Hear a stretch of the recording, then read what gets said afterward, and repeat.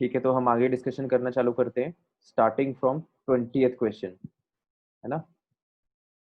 20 के पहले I hope किसी को नहीं है डाउट। 20th क्वेश्चन देखो, uncertainty in position is twice the uncertainty in momentum, uncertainty in velocity is. ये क्वेश्चन हुआ है क्या किसी से?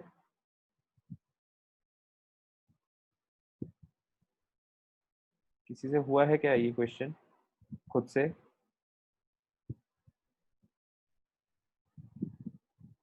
सर जब डाउट्स हो जाएंगे सर तो एक क्लास सर वो एक्स्ट्रा ले लेना। वो सर वो हिंसबर्ग अनसर्टेनिटी वाला समझ में नहीं आ रहा सर, थ्योरी पार्ट और वो वाला डीप रोगाइल की वेवलेंथ। हाँ, तो अपन आज ही समझ लेंगे, आज ही, क्योंकि पूरा टाइम तो नहीं लगेगा डिस्कशन में। सर आज पार्ट 2 का भी होगा क्या? पार्ट 2, हाँ मतलब देखते हैं अपन कितना बचता है पार्ट 1 में, है ना। ऐसा कुछ हार्ड, पार्ट 2 बहुत टफ है वैसे।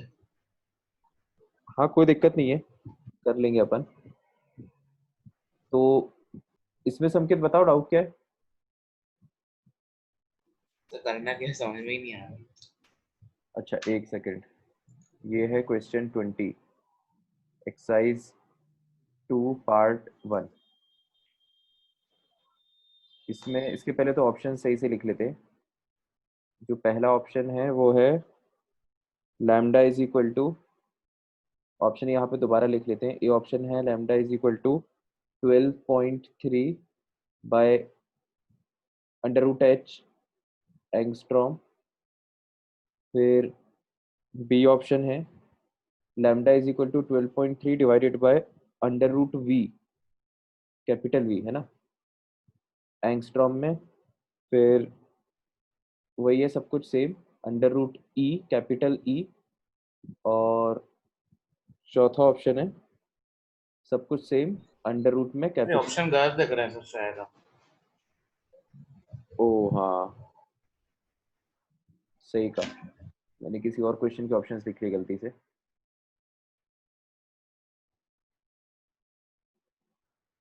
अरे एक सेकंड,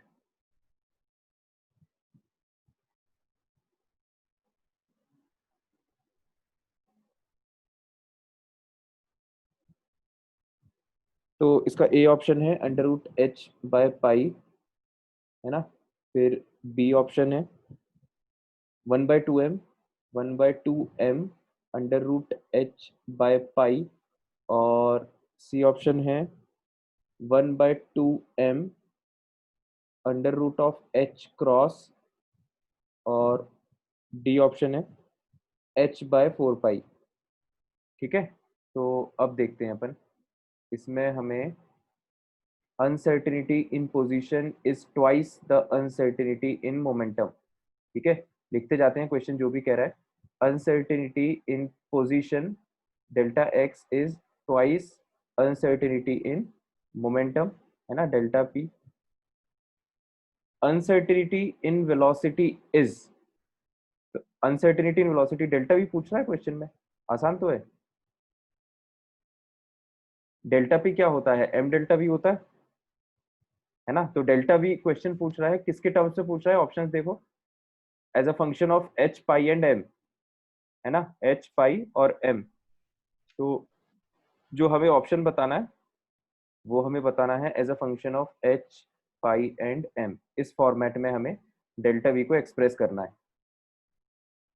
ठीक है, तो हम सॉल्यूशन पे आते हैं। तो देखो, अब हमें पहले तो हमको देख के तो ये समझ में आ रहा है कि हाइजेनबर्ग अनसर्टेनिटी का क्वेश्चन है। डेल्टा एक्स डेल्टा पी जो होता है वो होता है h/4 पाई, है ना। तो इसको और सॉल्व करो, क्योंकि हमें डेल्टा वी निकालना है। ठीक है, तो डेल्टा वी पहले तो इक्वेशन में लाना पड़ेगा। तो डेल्टा पी को हमने लिखा एम। सर चंद्रवान का मैसेज आया कि आपने उसको अंदर नहीं आने दिया। एक मिनट रुको, हाँ हाँ हाँ सही बात है।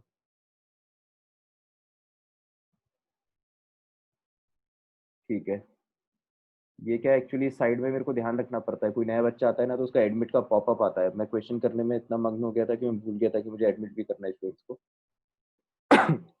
एनीवेज, तो हाँ, हम ये बात कह रहे थे कि delta X M delta V इस फॉर्मेट में हमने एक्सप्रेस कर लिया क्योंकि हमें डेल्टा वी टर्म चाहिए क्वेश्चन में।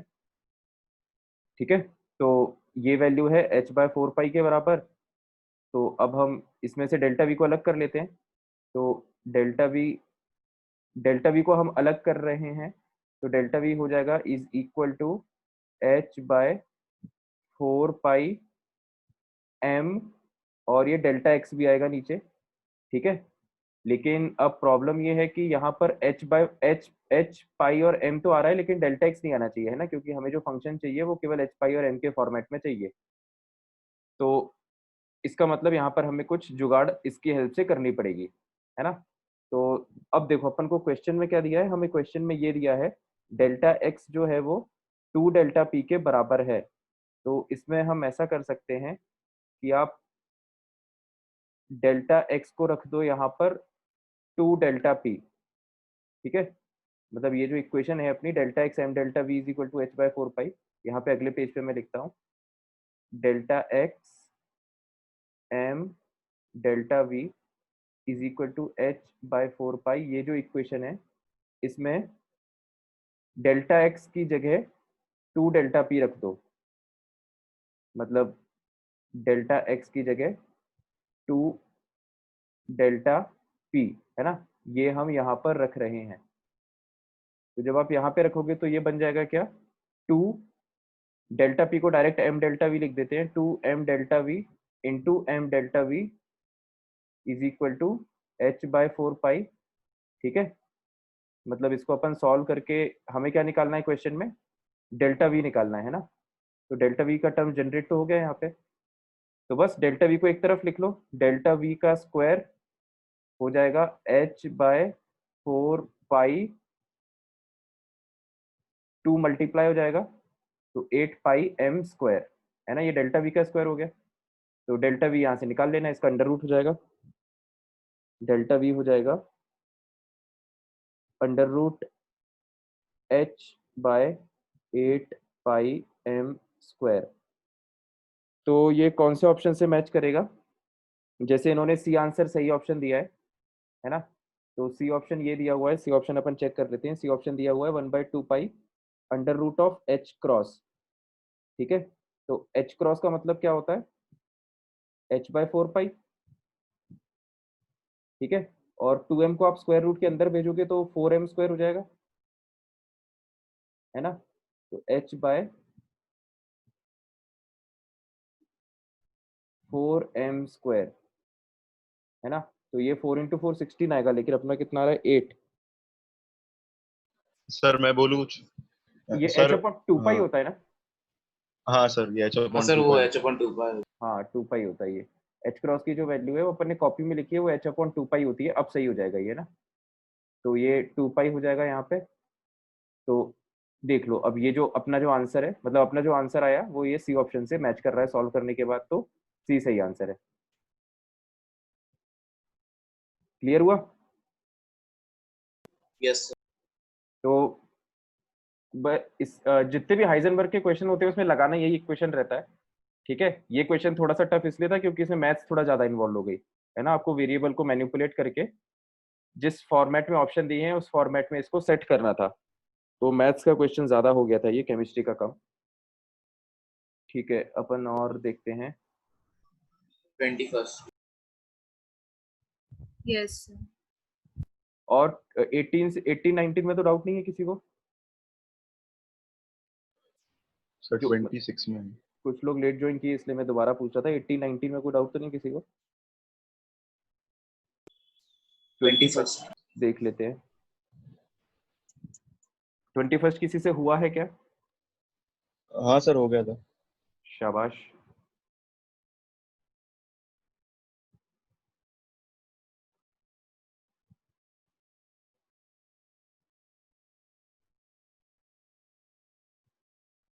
ये है क्वेश्चन 21, राइट। इसे देखते हैं, एक बार क्वेश्चन पढ़ लेते हैं, कुछ इसमें मिस तो नहीं है। Consider an electron in the nth orbit of hydrogen atom in the Bohr model, circumference of the orbit can be expressed in terms of de Broglie wavelength. ये क्या लिखा है, लैम्डा लिखा होगा ये। Lambda, de Broglie wavelength lambda of the electron as, फिर इसके 4 option दिए हुए, एन लैम्डा, ये कितना है, ये है, बी ऑप्शन है under root N lambda, C option है 13.6 इंटू लैम्डा, और डी ऑप्शन है एन लैम्डा। ठीक है, तो ये हमें ऑप्शंस दिए हुए हैं। तो बताओ भाई इसमें डाउट क्या है संकेत? सर वो निकाल रहा था, आंसर गलत आ रहा था तो अच्छा, तुम्हारा आंसर आंसर तो शायद सही थी। देखो, consider an electron in the nth orbit of a hydrogen atom in the Bohr model, है ना, nth ऑर्बिट की बात हो रही है हाइड्रोजन एटम के। The circumference of the orbit, है ना, सर्कमफ्रेंस मतलब होता है 2πr, आर एन जिस भी रेडियस की बात कर रहे हैं उसका वो वाला रेडियस यहाँ पे आ जाएगा सर्कमफ्रेंस में। Of the orbit can be expressed in terms of de Broglie wavelength of the electron as, ये तो अपन ने लिखा है ना उसमें 2πr is equal to N lambda होता है, ये तो थ्योरेटिकल कौन सा क्वेश्चन है, फॉर्मूला? ये अपन ने लिखा है ना नोट्स में, यस सर लिखा है। है ना। कोई भी अपन ने ये ऐसा डायग्राम बनाया था ना एक,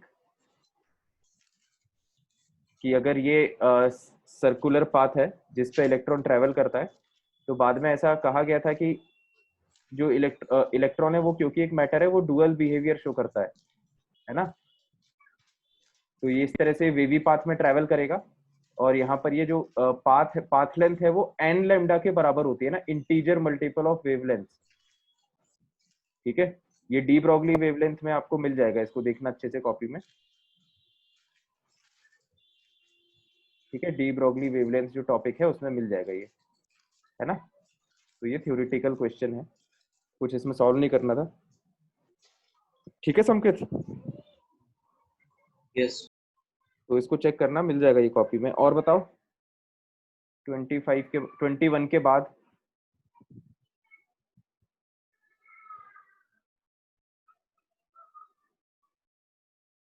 सर पार्ट 1 में तुम्हें को नहीं। पार्ट 1 में और नहीं है किसी को? पार्ट 2 में? सर सर हाँ बोलो। ये स्टेटमेंट में डाउट था सर, ये 30th क्वेश्चन की डी वाले में। 30th क्वेश्चन के डी वाले में, two quantum mechanical spin states, two quantum mechanical spin states which have no classical analog, the quantum numbers plus half and minus half for the electron spin represent। ठीक है, तो देखो थोड़ी इसमें अंग्रेजी टफ दी हुई है ना, इसलिए इस स्टेटमेंट को समझना मुश्किल है। देखो, दो क्वांटम नंबर जिनकी वैल्यू प्लस हाफ और माइनस हाफ आ रही है, इलेक्ट्रॉन के स्पिन को जो रिप्रेजेंट करते हैं, ये तो बात अपन को पता है। डी स्टेटमेंट ये कह रहा है कि ये जो दोनों क्वांटम मैकेनिकल स्पिन स्टेट्स हैं, है ना, इतना पार्ट तो समझ में आ रहा है स्टेटमेंट का। आगे जो लिखा हुआ है which have no classical analogue, है ना, इसका मतलब ये है कि ये इनका कोई ऐसा फिक्स्ड एनालॉजी नहीं है। फिक्स्ड एनालॉजी से मतलब ये है कि प्लस हाफ क्लॉकवाइज स्पिन को रिप्रेजेंट करता है and minus half anti clockwise spin को रिप्रेजेंट करता है, ऐसा कोई रूल नहीं है। ठीक है, प्लस हाफ एंटी क्लॉकवाइज को रिप्रेजेंट कर सकता है, जिस केस में माइनस हाफ क्लॉकवाइज को रिप्रेजेंट करने लगेगा। ठीक है, मतलब इसमें कोई ऐसा रूल नहीं है कि कौन से साइन वाला एग्जैक्टली किसको रिप्रेजेंट करेगा या किसके एनालॉगस होगा। ठीक है, एनालॉगस मतलब होता है सिमिलर,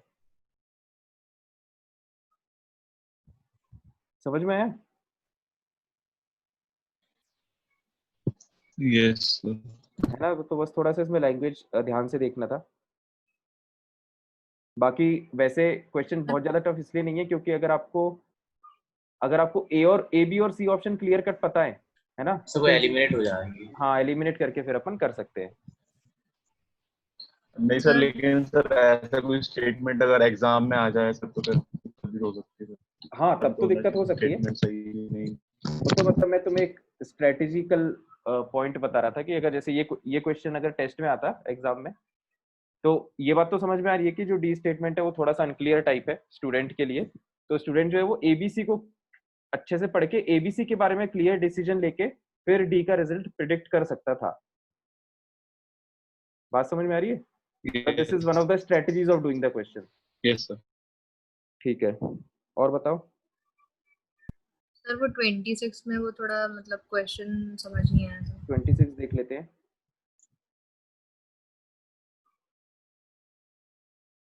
ट्वेंटी सिक्स बाकी लोगों से हो गया क्या?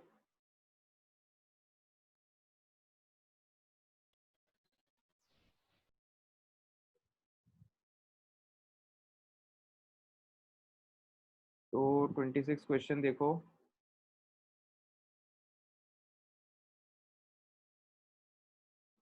The value of the spin magnetic moment का फॉर्मूला होता है under root n dash plus 2 where n dash is the number of unpaired electrons of a particular ion is 2.83। मतलब ये वैल्यू अपन को दी हुई है क्वेश्चन में 2.83 बोर मैग्नेटॉन, है ना। द आयन इज, तो फिर आयन पूछ रहा है कि चारों में से कौन सा आयन होगा। तो चारों मैंने तो चेक करके रख लिया था चारों को। हाँ वैसे ही करना है। चारों आयंस में आप चेक कर लो कितने अनपेयर्ड इलेक्ट्रॉन्स है। ठीक है, हो सकता है इसमें आपको एटॉमिक नंबर ना पता हो तो वो मैं बता देता हूँ। शक्ति वी कर मनफी। आयरन का 26 होता है एटॉमिक नंबर, निकल का 28 होता है, मैंगनीज का 25 होता है, मनफी को मतलब ये कोबाल्ट का 27 होता है। ठीक है, तो यस सर, हो जाएगा। ये इसीलिए अटक गया था क्या पाकि, क्योंकि एटॉमिक नंबर नहीं पता था क्या? नहीं सर, वो तो नहीं, मुझे ढंग से समझ नहीं आया। अभी आ गया? Yes sir. तो बस अब तो पता ही है, ये 26 इलेक्ट्रॉन्स उसमें भरना, फिर क्योंकि 2+ दिया है तो 2 इलेक्ट्रॉन बाहर से निकाल देना, फिर देखना कितने अनपेड इलेक्ट्रॉन्स है और उससे वो ये कैलकुलेट कर लेना, क्या बोलते हैं इसको, स्पिन मैग्नेटिक मोमेंट, उससे कैलकुलेट कर लेना, है ना। बाकी इस क्वेश्चन को थोड़ा सा जल्दी आप ऐसे भी कर सकते हो कि जैसे अपन को ये वैल्यू पता है ना, तो इससे आप एन डैश की वैल्यू सीधे निकाल लो कितनी है। तो देखो under root n dash into n dash plus 2 मतलब दो नंबर का डिफरेंस। ठीक है, तो इनके प्रोडक्ट क्या हो सकता है, जैसे अगर अपन n डैश की वैल्यू 2 माने, जैसे हम पेयर्स मान लेते हैं अपन, जैसे n डैश की वैल्यू अगर 1 तो n डैश प्लस 2 की 3, है ना। तो इन दोनों का जो स्क्वायर रूट है वो 1 और 3 के बीच में आएगा, है ना। इन दोनों, ये जो दो नंबर्स है इनके प्रोडक्ट का square root will lie between 1 and 3। इसमें कोई डाउट तो नहीं है, मतलब नो ये सर। मैथमेटिकल स्टेप है। तो इसी तरह से तो अपन को किसका चाहिए, अपन को 2.83 चाहिए ना। तो 2.83 किसका प्रोडक्ट हो सकता है, 2 इंटू 4 का, है ना। 2 इंटू 4 का जो प्रोडक्ट का जो स्क्वायर रूट है वो 2.83 आ जाएगा। ठीक है, इस तरह से आप यस। अप्रोक्सीमेटली भी कर सकते हो, है ना। तो एन डैश की वैल्यू अपन यहाँ से क्लियर कट बोल सकते हैं कि एन डैश की वैल्यू कितनी है, 2। ठीक है, इसमें कोई डाउट तो नहीं है ये अपन ने कैसे लिखा। जैसे और अगला पेयर चेक करना हो 3 इंटू 5, तो 3 इंटू 5 का जो स्क्वायर रूट है वो 3 और 5 के बीच में आएगा, कुछ 3.6 3.7 के आसपास, है ना।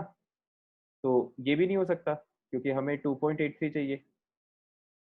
ठीक है, तो इस तरह से अपन कैलकुलेट कर सकते हैं। और दूसरा तरीका होता है देखने का कि आप नियरेस्ट स्क्वायर रूट देख लो। जैसे 2.83 के नियरेस्ट नंबर कौन सा है, 3, है ना। तो 3 किसका स्क्वायर रूट होता है, 9 का। ठीक है, तो 3 अगर अगर 3 9 का स्क्वायर रूट है तो 2.83 किसका स्क्वायर रूट होगा, 8 का, है ना। ऐसे अपन अप्रोक्सीमेशन भी अप्रोक्सीमेटली कैलकुलेट कर लेते हैं इस क्वेश्चन को, है ना। कि अगर 9 का स्क्वायर रूट 3 है तो जो 2.83 है वो रफली 8 का स्क्वायर रूट रहा होगा। समझ में आ रहा है? क्योंकि अपन को यस। ये बात तो पता है कि ये जो एन डैश है ये एक नेचुरल नंबर होता है। ठीक है, तो बस एक दो नेचुरल नंबर डाल के देखना होता है इसमें। तो एन डैश की वैल्यू अब 2 चेक कर लेना चारों में से किस ऑप्शन में है ना। ठीक है, और बताओ। पार्ट सर बाकी तो पार्ट सेकंड। यस यस हाँ बताओ। सर बस कौन सा? फिफ्थ पांचवा। मुझे फर्स्ट फर्स्ट भी फर्स्ट एक मैं सेकंड। स्पेसिफिक चार्ज का मीनिंग समझ में नहीं आया। स्पेसिफिक चार्ज का मीनिंग चार्ज अपॉन मास ही लिखा होगा ना अपन ने कॉपी में। कॉपी में लिखा है ये term yes sir specific charge, charge upon mass. हाँ सर लिखा तो था हाँ तो बस वही इसका मतलब है यार, इसमें कॉपी में लिखा होगा अपन ने ये। और मेरे को एग्जैक्टली याद नहीं आ रहा कि मैंने कॉपी में क्या लिखवाया था, लेकिन यही लिखवाया होगा। स्पेसिफिक चार्ज का मतलब होता है charge of particle divided by mass of particle, है ना। तो क्वेश्चन ये कह रहा है कि ये अल्फा पार्टिकल है, अल्फा पार्टिकल, और ये है क्वेश्चन कौन सा, 1, exercise 2 part 2, the ratio of specific charge of proton. तो स्पेसिफिक चार्ज का मतलब होता है चार्ज अपॉन मास, ठीक है। तो स्पेसिफिक चार्ज प्रोटॉन का, इसका क्या मतलब होगा, charge of proton divided by mass of proton, है ना।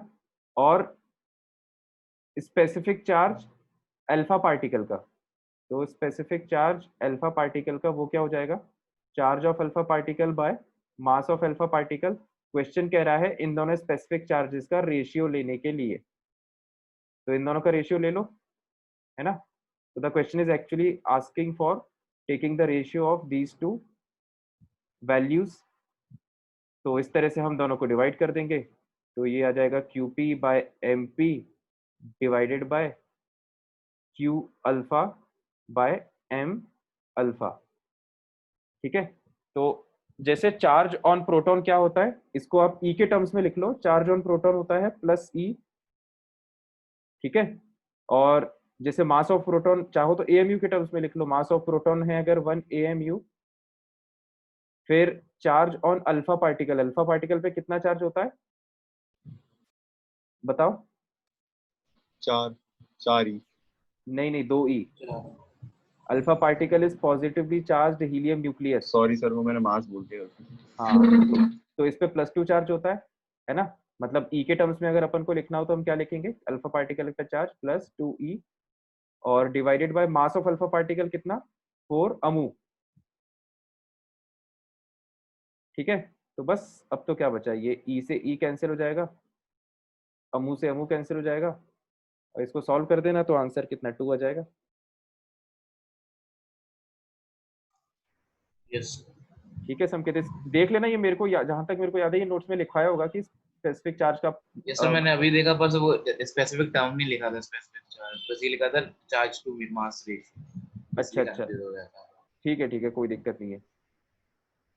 तो हम आगे बढ़ते हैं। अच्छा यहाँ पे अगेन वो बात इंपॉर्टेंट है कि वही जैसे मैं कल भी मैंने एक पॉइंट हाईलाइट किया था ना कि कई बार ऐसा आपको लग सकता है कि क्वेश्चन थोड़ा अनक्लियर है, तो ऐसे केस में हमें थोड़ा खुद से समझने की कोशिश करना पड़ता है। जैसे इसने E/M लिखा है यहाँ पे, है ना। जब इसने ब्रैकेट में E/M लिख दिया तो इसका मतलब ये होगा कि क्वेश्चन जो है वो चार्ज टू मास की ही बात कर रहा होगा, ठीक है। कई बार ऐसा होता है क्वेश्चन टफ करने के लिए यहाँ पे कोई नया वर्ड लिख देते हैं, जैसे मैंने मान लो टेस्ट में कोई नया वर्ड डाल दिया यहाँ पे, formal charge, the ratio of formal charge, और मैंने ब्रैकेट में लिखा ये E/M।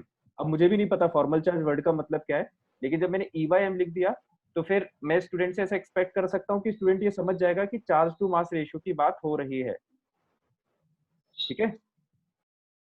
यस चलो ठीक है, अब अपन आगे बढ़ते हैं, और बताओ। थर्ड सर ई में कौन सा थर्ड बोल रहे थे क्या कोई? Yes yes sir. हाँ थर्ड क्वेश्चन देख लेते हैं, थर्ड हुआ है क्या किसी से?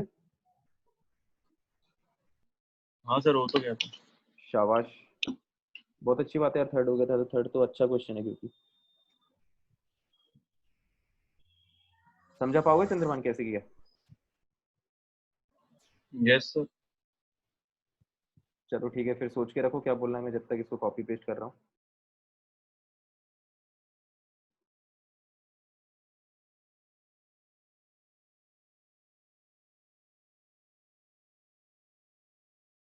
एक बार मैं क्वेश्चन कंप्लीट कर दूं। क्वेश्चन है the latent heat of fusion of ice is, ये वैल्यू ठीक है, calculate the number of photons of radiation of frequency 5 × 10⁻13 पर सेकेंड, ये पर सेकेंड दिया हुआ है, पर सेकेंड टू, कहाँ गया, to cause the melting of 1 मोल of ice, to cause the melting of, take h is equal to 10⁻34 joule second, express your answer as x into 10⁻22, what is the value of x, और फिर ठीक है, आगे का तो फालतू है। हाँ बोलो चंद्रभान। सर हाँ सर, सबसे पहले सर वो एनर्जी निकाल लेंगे इक्वल्स टू एच म्यू में। E is equal to h, मैंने भी निकाली थी। E is equal to h mu से तुमने, सब लोग ध्यान से सुनना, E is equal to h mu से तुमने एनर्जी निकाल ली, ठीक है, फिर सर जो एनर्जी आएगी वो कुछ 33 × 10⁻⁻21 आएगी। वो कुछ 33 × 10⁻⁻21 आएगी, किस में, जूल्स में? यस सर जूल्स में। -47 आनी चाहिए ना। मतलब मेरे को तो पता नहीं, अभी मैं कैलकुलेट करके देखूंगा तब पता चलेगा। क्योंकि मैंने भी निकाली थी तो मेरे -47 आ रही थी। चलो ठीक है, तुम्हारा आंसर मैच कर गया तो तुम नहीं बता दो सर। चंद्रभान, फिर अपन सर देख क्योंकि लेंगे सर क्या वो है। या सर मैं बता देता हूँ सर, उसकी 47 क्यों आई होगी। सर जो उसने पावर ली होगी सर, उसने -13 ले ली होगी, यहाँ पे 13 है, हाँ तो -21 हो जाएगा। अच्छा, ये वाली पावर बोल रहे हो? सर मेरे में -13 लिखा था, नहीं नहीं, मिसप्रिंट है वो प्रिंटेड में। हो सकता है फिर ऐसा हो। ठीक है, बोलो आगे बोलो। सर तो फिर ये जूल्स में आ जाएगी एनर्जी, जितनी चाहिए होगी, शायद ये 1 मोल के लिए लिखी है, हाँ causing the melting of 1 mole of ice। हाँ तो सर इसको इंटू कर देंगे 6.00 × 10⁻23 से। इस वैल्यू को इंटू कर देते हैं एवोगैड्रो नंबर से, राइट? 6.023 × 23। हाँ सर। ठीक है, सर तो फिर जितनी एनर्जी चाहिए होगी वो आ जाएगी, और सर इसमें लेटेंट हीट दी हुई है। ये लेटेंट होगी सर लेटेंट हीट, मेरे को याद नहीं आ रहा सर ये टर्म, कुछ नहीं दीजिए सर मुझे। लेटेंट हीट होती है सर, ये पर ग्राम के दिए दिए, मतलब सर 1 मोल में सर मतलब आइस के, मतलब पानी सर H2O हाँ सर सही बात है, 18 ग्राम होगा, शाबाश, तो 330 × 18 कर देंगे शायद। बिल्कुल सही बात है। चलो ठीक है, अब मैं इसको थोड़ा अच्छे से समझा देता हूँ, स्टेप वाइज है ना। तुमने सही किया है बिल्कुल चंद्रभान। देखो ध्यान से सुनना जिसको डाउट था इस क्वेश्चन में। The latent heat of fusion of ice is 333 joule per gram. ये जो लेटेंट हीट ऑफ फ्यूजन और वेपराइजेशन है, ये वैसे अपन इन डिटेल थर्मोडायनेमिक्स चैप्टर में पढ़ेंगे, है ना, लेकिन ये वर्ड ऐसे हैं जो अपन पहले भी शायद 10th क्लास में सुन रखे होते हैं, है ना। फ्यूजन, फ्यूजन होता है मेल्टिंग ऑफ आइस, है ना, फ्यूजन होता है आइस टू वाटर, और वेपराइजेशन होता है वाटर टू वाटर वेपर, ठीक है। तो ये बात आपने 10th में भी पढ़ी होगी, अगर नहीं पढ़ी तो हम थर्मोडायनेमिक्स में से दोबारा पढ़ेंगे, ठीक है। तो क्वेश्चन ये कह रहा है कि latent heat of fusion of ice is 333 joule per gram. 333 joule per ग्राम का क्या मतलब है कि 1 ग्राम आइस को 1 ग्राम वाटर में कन्वर्ट करने में कितनी एनर्जी हमें खर्च करनी पड़ती है? 330 जूल्स, है ना। 333 जूल इस प्रोसेस में एनर्जी लग जाती है। क्वेश्चन आगे कह रहा है calculate the number of photons of radiation of frequency. तो अब डायग्रामेटिकली अगर हम इसको समझना चाहें तो जैसे ये आइस का टुकड़ा है, ठीक है, this is the block of ice, और क्वेश्चन ये कह रहा है कि इसमें हम कुछ रेडिएशन सेट कर रहे हैं, ठीक है, इसमें हम कुछ रेडिएशन सेट कर रहे हैं। तो रेडिएशन जब हिट करेंगे तो radiation are sir packets of energy. हाँ बोलो। सर मैंने एक चीज गलत बोल दी सर, उसे एवोगाद्रो नंबर से मतलब वो नहीं करेंगे मल्टीप्लाई सर, क्योंकि वो लिखा है sir melting of ice of 1 मोल ऑफ आइस, मतलब वो लिखा है वहां पे हाँ सेकंड लाइन में। हाँ हाँ, तो सर उसको मल्टीप्लाई नहीं करेंगे सर उससे एवोगाद्रो नंबर से, नहीं तो सर गलत हो जाएगा वो क्वेश्चन। अच्छा अभी सर अच्छा मैंने देखा अपनी कॉपी में सर, इसलिए। अच्छा, चलो ठीक है, कोई नहीं, अब मैं देख लूंगा अभी, है ना। तो हाँ, तो मैं ये एक्सप्लेन कर रहा था कि देखो क्वेश्चन की जो सेकंड लाइन है, calculate the number of photons of radiation, तो जो फोटॉन्स हिट कर रहे हैं उसका नंबर पूछ रहा है कि कितने नंबर ऑफ फोटॉन्स हिट करेंगे, है ना। ये फोटॉन्स का नंबर पूछा जा रहा है क्वेश्चन में, number of photons of radiation of frequency 5 × 10⁻13 पर सेकेंड। तो आपको एक फोटोन की फ्रीक्वेंसी दी हुई है ना, एक फोटोन की फ्रीक्वेंसी हमें दी हुई है 5 × 10⁻13 पर सेकेंड, ठीक है। तो एक फोटोन की फ्रीक्वेंसी दी हुई है, इसका मतलब एक फोटोन की एनर्जी दी हुई है, एनर्जी होता है h म्यू।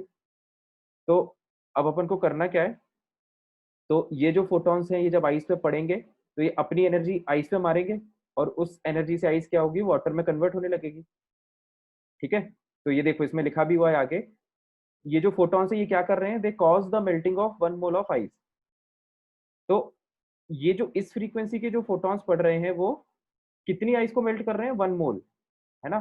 तो इस वैल्यू को भी हम यहाँ पे लिख लेते हैं कि हमने मान लिया कि जो हमारा आइस का ब्लॉक है वो 1 मोल का है। तो 1 मोल आइस का क्या मतलब होता है, 18 ग्राम, क्योंकि ice is a form of water, है ना। क्वेश्चन आगे कह रहा है टेक h, ये तो पता है अपन को, express your answer as x × 10⁻22, what is the value of x। तो जो नंबर ऑफ फोटॉन्स है बेसिकली वो हमें बताना है, ठीक है। तो बस अब तो क्या बचा है इसमें, देखो देखो हमको ये पता है कि भाई 1 ग्राम आइस को पिघलाने में इतनी एनर्जी लगती है।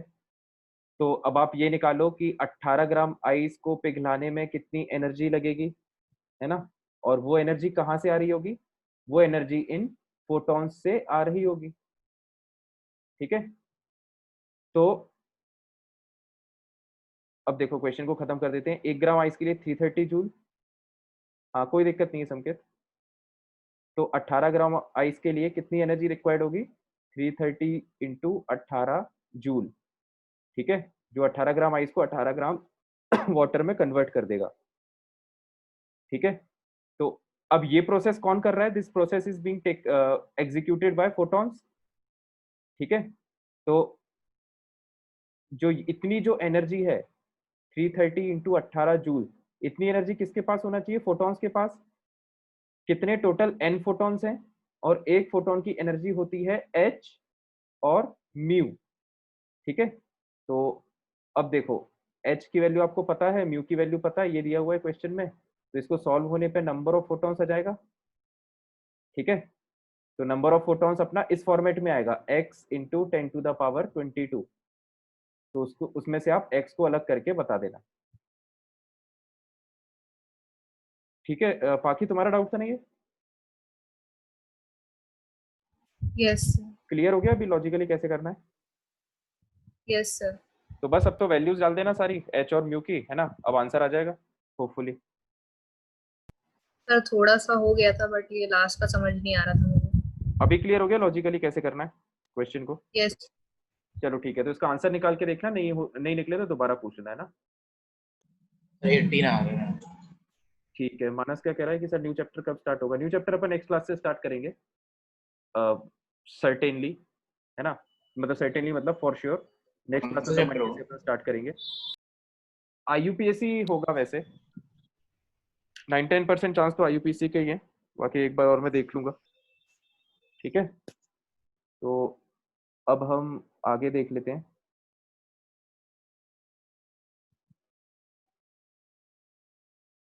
ये थर्ड क्वेश्चन हो गया, और बताओ।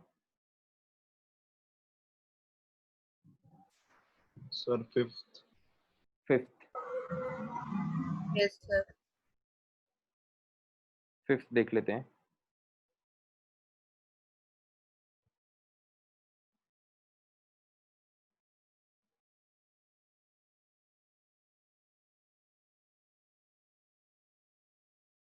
फिफ्थ क्वेश्चन किसी से हुआ है क्या,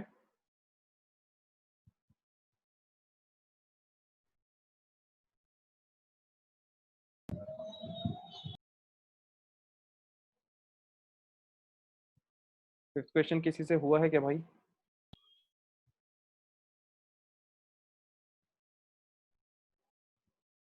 क्या बात है यार, आज अभी तक कोई फॉरेन एलिमेंट नहीं आया, क्यों, यही तो अब तक तो बहुत आ जाते हैं। कौन सा क्वेश्चन है ये, फिफ्थ एक्सरसाइज 2 पार्ट 2। तो टू शायद ये वाला वेरिएबल्स के फॉर्म में आया था मेरा आंसर। किसके फॉर्म में? बस दो वेरिएबल आ रहे थे सर, वो एक क्वेश्चन और था ना सर, इसमें एस्टिमेट करना था, रिटर्न ट्रायल करना था। अच्छा, मैंने अभी क्वेश्चन वैसे पढ़ा मैं नहीं, मैं पढ़ के बताता हूँ, मेरे को अभी जब तक पढ़ूंगा नहीं तब तक याद नहीं आएगा, है ना। तो 1 मिनट रुको, मैं क्वेश्चन पढ़ लेता हूँ पहले। Electrons in a sample of hydrogen atoms make transition from state n is equal to x, है ना। हाइड्रोजन एटम के सैंपल में इलेक्ट्रॉन जो है वो किसी n is equal to x state से किसी लोअर एक्साइटेड स्टेट में ट्रांजिशन कर रहे हैं, ठीक है। तो the emission spectrum from the sample is found to contain only the lines. Emission spectrum मतलब जब इलेक्ट्रॉन का ट्रांजिशन होगा तो इससे जो इससे जो फोटोन एमिट होगा, है ना, उससे फोटोग्राफिक प्लेट पे एक एमिशन स्पेक्ट्रम बनता है, ठीक है। तो क्वेश्चन ये कह रहा है आगे, emission spectrum from the sample is found to contain only the lines belonging to a particular series। तो इस emission spectrum पे जो लाइंस आ रही हैं वो किसी एक सीरीज की है ना। क्वेश्चन थोड़ा मतलब अच्छा है, क्वेश्चन लैंग्वेज पढ़ के समझ में आ रहा है। इस बात को अपन लिख लेते हैं, lines of only one series, जो ये फोटोग्राफिक प्लेट पे अपन को मिल रही है ना, इस फोटोग्राफिक प्लेट पे। तो if one of the maximum energy photons has an energy of 0.6375 electron volt, इसका क्या मतलब है? if one of the maximum energy photons, maximum energy photon किसकी होगी? जिसका डेल्टा ई सबसे ज्यादा होगा, है ना। उस फोटोन से क्या हो रहा है? उस फोटोन की एनर्जी बताई गई है 0.6375 इलेक्ट्रॉन वोल्ट। तो find the value of x. Question थोड़ा अजीब तो है। मैक्सिमम एनर्जी फोटोन, इसका क्या मतलब होगा? कि देखो अपन समझते हैं सर कि शायद किसी उसने एक फोटोन की दी सबसे ज्यादा एनर्जी हो। उसकी उसकी एनर्जी बी भी हुई है, और है ना हाँ सर, तो मैंने 0.6375। तो ऐसे ही करा था, 3/4 into 0.85 is equals to 13.6, फिर 1/n1 square minus 1/n2 square। 1 minute रुको। If one of the maximum energy photon निकलेगा जब इलेक्ट्रॉन का ट्रांजिशन होगा, और उसकी एनर्जी ये दी हुई है ना, ठीक है। अपन ऐसे ही करके देखते हैं, 0.6375 इलेक्ट्रॉन वोल्ट, है ना, ये उस फोटोन की एनर्जी है जो इस ट्रांजिशन से निकल रहा है। 13.6 जेड स्क्वायर, जेड की वैल्यू 1 है क्योंकि हाइड्रोजन एटम है ना, जेड की वैल्यू 1 है। 13.6 Z square 1/n1 square minus 1/n2 square. n2 क्या है? x, है ना। तो n2 स्क्वायर मतलब x square.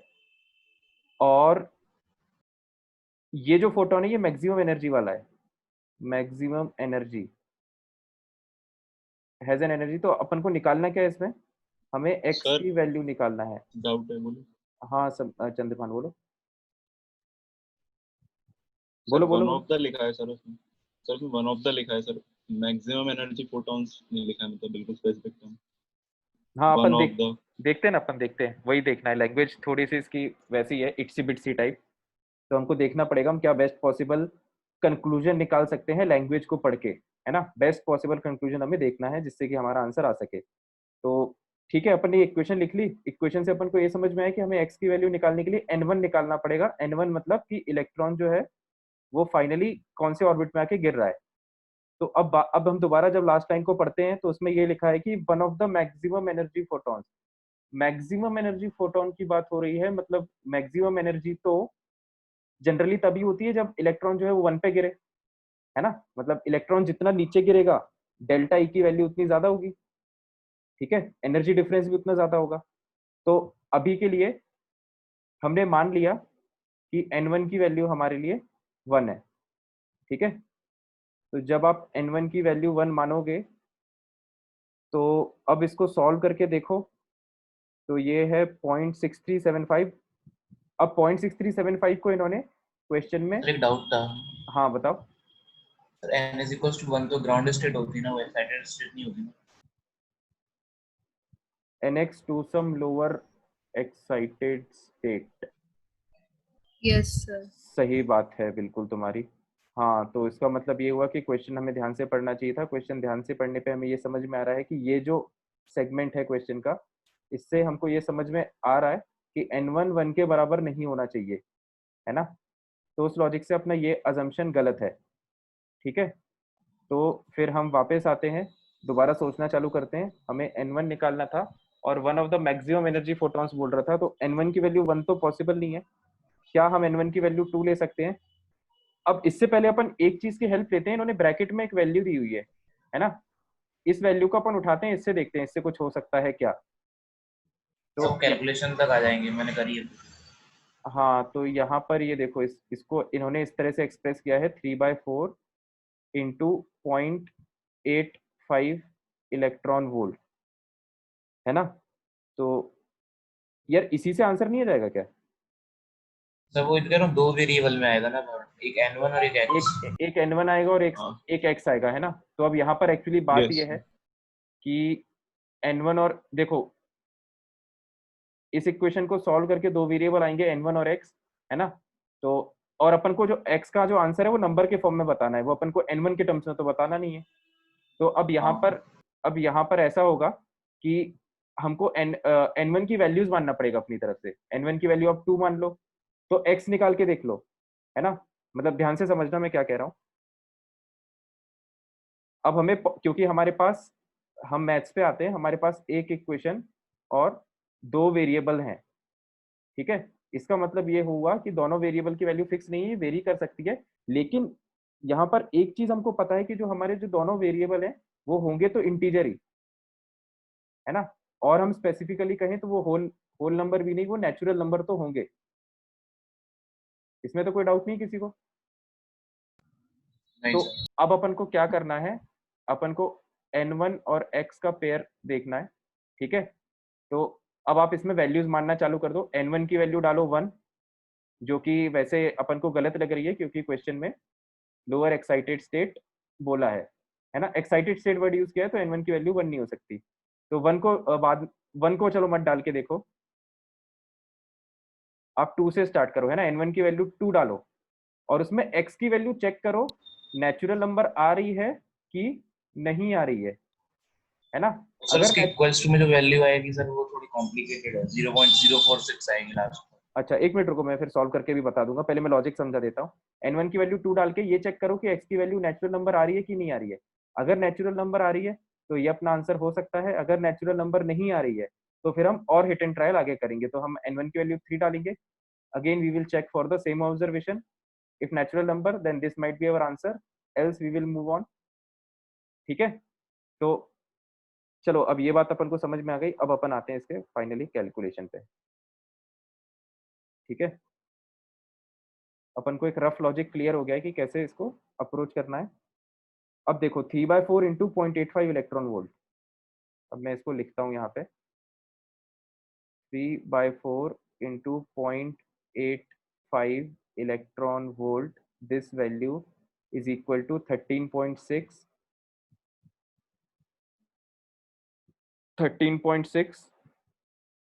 1/n1 square minus 1/x square, ठीक है। तो अब यहाँ पर हम क्या कर सकते हैं, 13.6, इसको अब हमको सॉल्व वगैरह करना पड़ेगा, है ना। 13.6 को, इसको यार डिवाइड वाइड करो अब। 0.046 आएगा पूरा लेफ्ट का पूरा। 0.046 क्या ये वाला? जब 13.6 डिवाइड में चला जाएगा तब 13.6 को जब मैं यहाँ भेज दूंगा डिवाइड में, तो तुम कह रहे हो कि इसका आंसर 0.046। 0.046 आएगा, ये कह रहे हो क्या? यस। ठीक है, अपन ये देख लेते हैं फिर। 0.046 यार, अपन इसको और फ्रैक्शन में नहीं निकाल सकते क्या? या ऐसा करते हैं ना, इसको अपन 13.6 के फॉर्म में एक्सप्रेस करने की कोशिश करते हैं। तो हाँ 0.85 को अपन को अगर 13.6 बाय 0.85 निकालो एक बार, कितना होता है 13.6 बाय 0.85। इसको निकाल पाओगे क्या? कैलकुलेटर किसी के 16 पास हो तो करके देख लो, कितना आ रहा है? 16 16 यस सर। एग्जैक्ट आ रहा है क्या? हाँ यस सर एग्जैक्ट। अच्छा एग्जैक्ट आ रहा है, तो इसका मतलब ये हुआ कि 0.85 को जब अपन 16 से मल्टीप्लाई करेंगे तो वो 13.6 आएगा, है ना। तो आप 0.85 को देखो, अब अपन ने क्या किया यहाँ पे, 0.85 को हमने 16 से मल्टीप्लाई भी कर दिया और 16 से डिवाइड भी कर दिया, ठीक है। तो जब आप 16 से मल्टीप्लाई किया तो ये बन गया अपना कितना 13.6, ठीक है, by 16 is equal to 13.6। Electron volt अभी मैं अपन ने कैंसिल कर दिया क्योंकि यूनिट दोनों साइड सेम है, तो वहां पे अपन को ज्यादा दिमाग लगाना नहीं है। -1 बाय एक्स स्क्वायर। अब यहाँ पर ये वैल्यू इससे कैंसिल हो जाएगी, है ना। तो ये जो टर्म है ये सॉल्व होके ये कितना बच रहा है अपना 3 बाय 16 4 जा 64, है ना। तो 3 by 64 is actually 1 by n1 square minus 1 by x square, ठीक है। तो अब हमें इस इक्वेशन में ये चेक करना है कि x की हम कौन सी n1 और x की ऐसा कौन सा पेयर डालें हम जिसको डालने पर हमारा 3/64 आंसर आ जाए। तो थोड़ा सा यहाँ पर मैथमेटिक्स इन्वॉल्व हो गई, रुको अपन इसको और सॉल्व करते हैं। सर मैं एक अच्छा लॉजिक बताऊं सर, जिससे थोड़ा इजी हो जाएगा। हाँ एक सेकंड, बस एक सेकंड में पूरी इक्वेशन लिख दूँ, बोलो बोलो। बोलूं सर? हाँ हाँ बोलो बिल्कुल। सर x बड़ा होगा सर, तो फिर नीचे 64 आ रहा है सर, इसका मतलब एलसीएम 64 सबसे बड़ा आ सकता है। मुझे इन दोनों का जो एलसीएम होगा, हम्म। मतलब एक्स स्क्वायर की वैल्यू 64 आ सकती है सर, ये कह रहा हूँ मैं। एक्स क्योंकि स्क्वायर की सर ज्यादातर क्वेश्चंस में ऐसा होता है कि सर अगर जब अपन ऊपर से नीचे ट्रांजिशन करते हैं तो सर सही कह रहे हो, जो सबसे, हाँ सही बात है तुम्हारी। एक्स स्क्वायर की वैल्यू 64 हो सकती है ना। अच्छा एन पॉइंट। स्क्वायर भी तो हो सकता है। एन स्क्वायर इसलिए नहीं होगा क्योंकि क्योंकि ये देखो ये पॉजिटिव है, इसका मतलब ये वाला नंबर बड़ा है इस नंबर से, इसका मतलब ये वाला डिनोमिनेटर इससे छोटा है ना। तो अगर ये 64 आ रहा है तो ये 64 नहीं आएगा, ये 64 से कम आएगा। समझ में आ रहा है यस संकेत? तो यस इस लॉजिक से चंद्रवान ने बिल्कुल सही बात कही कि अपन ये मान के एक बार कैलकुलेट करके देख सकते हैं कि x की वैल्यू अपन ले लें क्या 8, एक्स स्क्वायर की वैल्यू हम 64 बना दें, है ना। Assume assume x square is equal to 64, जिससे हमें ये पता चलेगा कि x 8 है, ठीक है। और the moment we are assuming x square is equal to 64 और उसकी वैल्यू जब हम यहाँ पे डालेंगे तो सॉल्व होके वो कितना आएगा, ये इधर चला जाएगा तो 4/64, मतलब अपनी n1 की वैल्यू आ जाएगी, n1 स्क्वायर की वैल्यू आ जाएगी 4/64, मतलब 64/4, 4 1 जा 4, 4 6 जा 20, n1 की वैल्यू 4 आ जाएगी, ठीक है। तो ये सही आंसर बैठ जाएगा क्योंकि ये देखो यहाँ पर x इज इक्वल टू 8 एक नेचुरल नंबर है और n1 इज इक्वल टू 4 एक नेचुरल नंबर है ना। तो आप x की वैल्यू यहाँ पे 8 डालो, n1 की वैल्यू 4 डालो, इसकी करस्पॉन्डिंग एग्जैक्ट वैल्यू ही आ जाएगी, है ना। तो बाकी जैसे किसी को ये पॉइंट स्ट्राइक नहीं कर रहा, ठीक है, मतलब ये तो चलो बहुत अच्छा लॉजिक था कि जो बड़ा वाला वैल्यू है डिनोमिनेटर आप उसको पहले इंस्टेंट में 64 मान के चेक कर लो, ठीक है। तो ये जो हिट एंड ट्रायल था, ये कौन सी वैल्यू पे आपको हिट एंड ट्रायल मारना है ये डिसाइड करना इस क्वेश्चन में इंपॉर्टेंट है, मतलब ये मेन पॉइंट है जहाँ पे दिमाग लगाना है। तो ये जो चंद्रवान ने पकड़ा ये बहुत सही था, ठीक है। लेकिन जो नहीं पकड़ पा रहा है फिर वो ऐसे ही करेंगे अपन, है ना। तो दूसरा तरीका भी मैं बता देता हूँ उसको करने का। देखो ये सबको समझ में आ गया, x is equal to 8, n1 is equal to 4, x को अपन ने यस 8 क्यों माना, ठीक है। अब आप दूसरा तरीका देखो, ऑल्दो वो भी थोड़ा लंबा ही है ना। जैसे फॉर इंस्टेंस आप n1 की वैल्यू मान लो 2, ठीक है, और इसको इक्वेशन को चेंज करके लिख दो 1/x square is equal to 1/n1 square minus 3/64, है ना।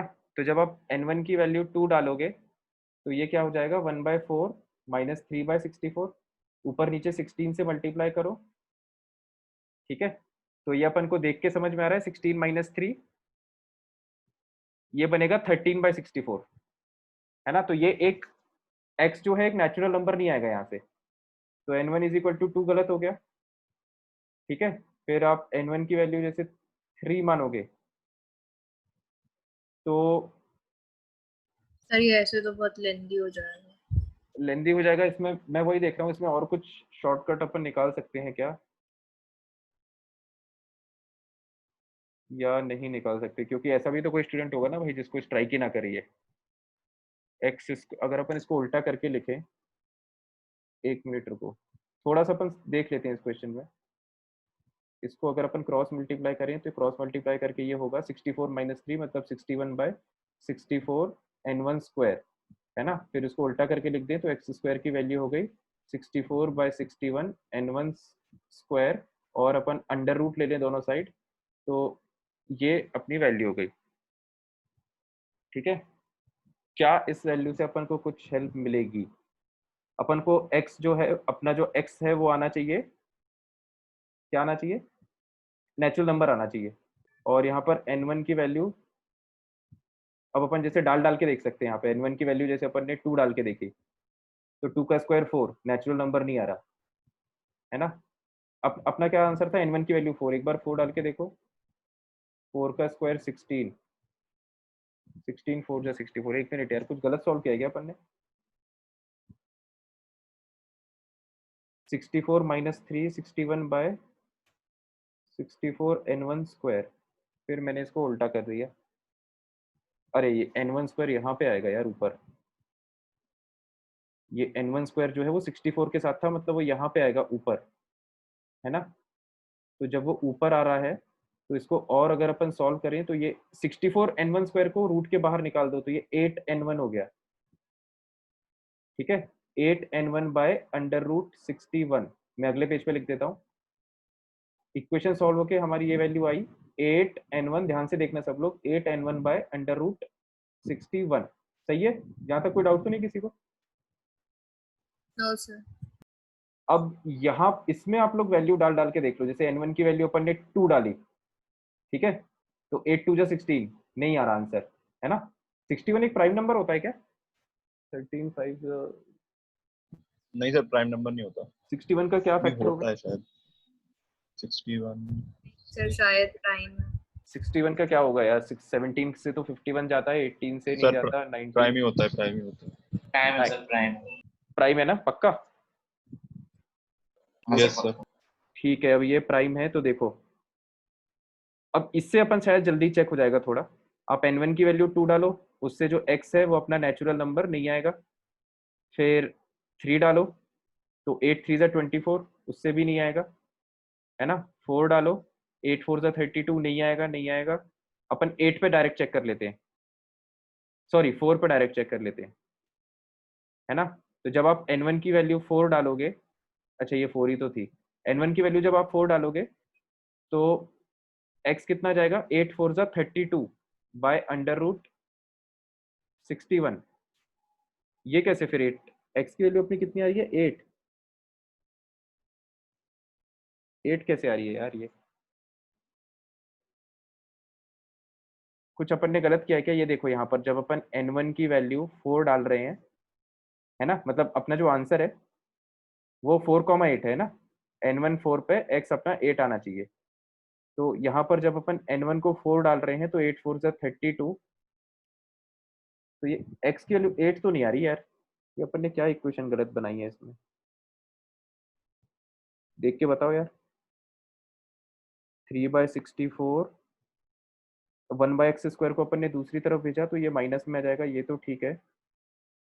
फिर क्रॉस मल्टीप्लाई किया सर तो वो 64 n1 स्क्वायर ही होगा शायद, 64 n1 स्क्वायर होगा 61। सर ठीक तो है। 1 मिनट संकेत देख लेते हैं अपन। 64 - 3 61, क्रॉस मल्टीप्लाई ऐसे ही करते हैं ना, 64 को यहाँ, अरे ये n1 स्क्वायर मल्टीप्लाई होगा ना इससे, ये गड़बड़ी हो गई यहाँ यस पे। सर। हाँ हाँ ये गड़बड़ी हो गई। 64 देखो, आप क्रॉस मल्टीप्लाई जब करोगे तो 64 -3n1 square divided by 64n1 square, ये आएगा एक्चुअली, है ना। अब देख लो, अब हो जाएगा। तो अब इसको उल्टा करके लिखो, तो उल्टा करके लिखोगे तो अपना हो जाएगा x² हो जाएगा 64n1 square by 64 - 3n1 square, है ना। अब अपन ने सही लिखा होगा होपफुली, ठीक है। तो और इसमें और क्या हम कर सकते हैं, अब अंडर रूट अगर ले लें तो 1 मिनट रुको, अपन ने एक्चुअली बीच में कैलकुलेशन मिस्टेक कर दी, इसलिए इतना लंबा जा रहा है, नहीं तो इतना लंबा जाएगा नहीं है ना। थोड़ा सा ध्यान से देख लो, 64n1 square by 64n1 square by 64 - 3n1 square, है ना। मेरी कैलकुलेशन ध्यान से देखते रहना, अगर कहीं गलत हो तो मेरे को पॉइंट कर देना। जब अपन इसका अंडर रूट लेंगे तो अंडर रूट लेने पे ये आ जाएगा 8n1 divided by under root 64 - 3n1 square, ठीक है।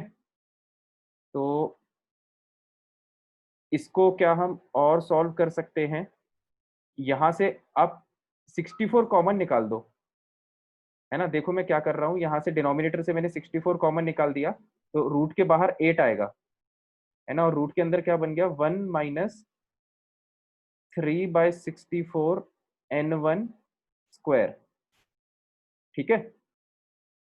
मतलब ये थोड़ा मैथमेटिकल स्टेप है, रूट से मैंने 64 बाहर निकाल दिया, तो रूट के बाहर 8 आ गया, ये 8 से 8 कैंसिल हो गया, ये बन गया सॉल्व होके n1 divided by under root 1 - 3/64n1 square, ठीक है। तो अब अब अपन एक बार फिर से अपना जो आंसर है वो चेक कर लेते हैं, है ना। जब आप n1 की वैल्यू 4 डालोगे, ठीक है, तो ये सॉल्व होके क्या आ जाएगा, ये वाला एक्सप्रेशन, ये अपना आएगा 4 बाय अंडर रूट 1 - 4 का स्क्वायर 16, है ना। 3 × 16/64, है ना। 16 4 ज़ा 64, 1 - 3/4 मतलब 1/4 का अंडर रूट मतलब 1/2, ठीक है। 4 डिवाइडेड बाय हाफ मतलब 8, तो इससे आंसर तो सही आ गया, ठीक है। यस। तो अब आप इसमें जैसे बाकी दो वैल्यूज डालोगे, अब आसान है क्वेश्चन। n1 की वैल्यू 1 तो एलिजिबल नहीं है, जब n1 की वैल्यू 2 डालोगे तो फ्रैक्शन अपना आएगा 2 बाय अंडर रूट 1 - 3 × 4/64, है ना। 4 16 ज़ा 64, तो इसका जब आप एलसीएम लोगे 1 - 3/16, ये बचेगा अंडर रूट 13/16, तो अंडर रूट 13/16 तो नेचुरल नंबर है नहीं, ठीक है। तो 2 गलत हो गया, ऐसे ही 3 डालोगे 3 गलत हो जाएगा, 4 पे सही हो जाएगा। समझ में आ गया। तो अब देखो अपन ने यस। दोनों तरीके देख लिए, कंक्लूजन क्या है, कंक्लूजन ये है कि आप इसको सेट कर लो, इक्वेशन को थोड़ा कैलकुलेट कर लो और इसको थोड़ा सिंप्लीफाइड फॉर्म में सेट कर लो और यहाँ पर वैल्यू डालने लगो, ठीक है। तो आप वैल्यू डालते जाओगे तो बमुश्किल इस प्रोसेस में करीबन मैक्सिमम 30 सेकंड के आसपास लगेगा और अपन को आंसर मिल जाएगा, ठीक है। हिट एंड ट्रायल जो है बहुत ज्यादा कॉम्प्लिकेटेड नहीं है इस क्वेश्चन में, ठीक है। तो अच्छा क्वेश्चन था ये काफी, है ना। बाकी इस तरह के क्वेश्चंस टेस्ट में एकदम एंड में करना चाहिए ना, क्योंकि टाइम कंज्यूमिंग होते हैं, इनमें पेशेंस भी चाहिए होता है और कंसंट्रेशन लेवल भी ज्यादा चाहिए होता है। और बताओ। सर 6।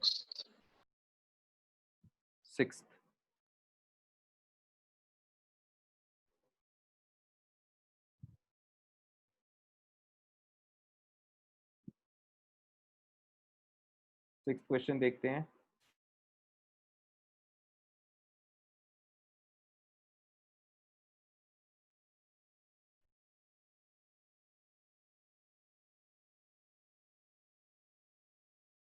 सिक्स क्वेश्चन हुआ है क्या किसी से।